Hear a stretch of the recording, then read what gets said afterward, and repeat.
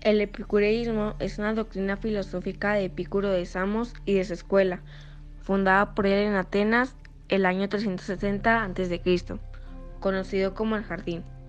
Fue un filósofo materialista griego, continuador de Demócrito. La afirmación más importante de esta doctrina es que el mayor bien y el propósito de la vida es el placer, así que en esta doctrina nos podemos basar para su búsqueda. El epicureísmo defendió la física atomista de Demócrito y elaboró una ética del placer, según en la cual el objetivo de la vida feliz consistiría en la ausencia del dolor físico, como lo es el dolor normal, y el moral, que es a los dioses y a la muerte, representada en los conceptos de aponía y ataraxia, para así hallar el placer, y no el del goce desenfrenado, sino el de una vida mesurada en la que el espíritu pueda disfrutar de la amistad y del cultivo del saber. Esta ética epicúrea se completa con dos disciplinas, la canónica, que es la doctrina del conocimiento, y la física, que es la doctrina de la naturaleza. La primera se refiere a una teoría sensualista, que considera la percepción sensible como la fuente principal de conocimiento, pues tienen la realidad objetiva.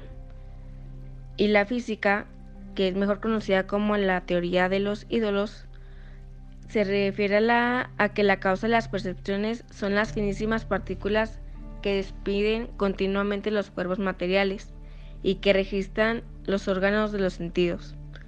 Pues cabe mencionar que Epicuro pensaba que el universo era eterno y constituido por cuerpos, y estos a su vez por estas partículas llamadas átomos indivisibles y sin espacio.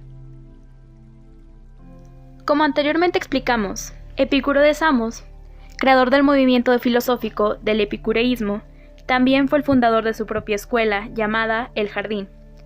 Esto en el siglo IV a.C. En esta institución, Epicuro buscaba que sus alumnos encontrasen los placeres de la vida y la existencia, no como el hedonismo cirenaico, que buscaba el placer inmediato.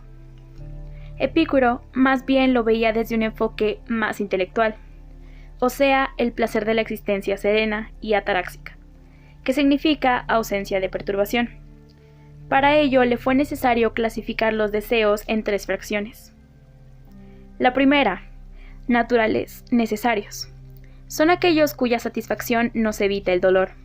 Son vitalicios para nuestra vida y de los ejemplos más marcados tienen la alimentación, el cobijarse del frío, dormir y beber agua. En la siguiente fracción están los naturales e innecesarios, los cuales simplemente son alteraciones banales y o exageraciones de los necesarios. Ejemplos de ellos son la comida lujosa, el arte y la conversación amena. La última es de no necesarios no naturales.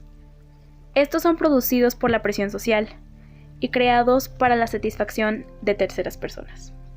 Ejemplos de ello son la fama y las riquezas monetarias. Es así entonces que en base a esta clasificación se debían procurar solo los deseos necesarios y rechazar los no necesarios, pues acarrearían sufrimiento en futuro. Diógenes de Sinope, llamado el Cínico, fue un filósofo griego y el discípulo más destacado de Antístenes.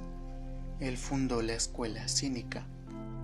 Diógenes iba siempre descalzo y vestía una capa donde vivía en un tonel. Siempre había rechazado los convencionalismos, los honores y riquezas, incluso toda tentativa de conocimiento. Para él, la virtud era el soberano bien. Creía que la felicidad se lograba mediante la satisfacción exclusiva de las necesidades naturales, en el modo más sencillo y práctico. Consideraba que las convenciones contrarias a estos principios no eran naturales y debían ignorarse.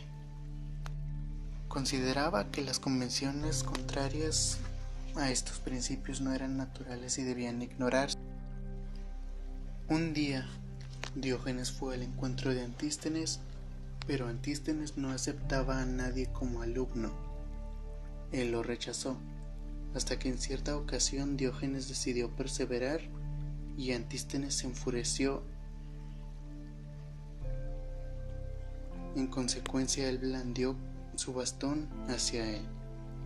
Diógenes ofreció su cabeza y replicó: golpea, pues no encontrarás madera tan dura que sea capaz de hacerme desistir de mi empeño en lograr que me digas algo como creo que debes hacer. Y de esta forma él se volvió el mejor alumno de Antístenes. Llegando a Corinto, Alejandro Magno sintió deseos de conocer al gran filósofo de 80 años. Sentado bajo un cobertizo calentándose, llega el rey Magno y le dijo a él: soy Alejandro, el rey. Y Diógenes le contestó: yo soy Diógenes el cínico. Y entonces le contestó el rey: ¿puedo hacer algo por ti? Y éste le dijo: sí, puedes hacerme la merced de marcharte, porque con tu sombra me estás quitando el sol. El cinismo fue creado por Diógenes. Tenía dos caminos: uno era la libertad del espíritu y la otra era la sabiduría. Para llegar a la sabiduría se tenía que regresar a la naturaleza y se encontraba a un punto de sabiduría extrema, por eso la representación de un árbol. Estos dos caminos se llevaban a lo que era la felicidad. El cinismo actual pues se considera que es un poco de sarcasmo y un poco de burla e ironía. Por eso uno de los ejemplos es cuando un presidente dice que va a ayudar al pobre y acepta el despido de más de 10,000 personas de sus trabajos.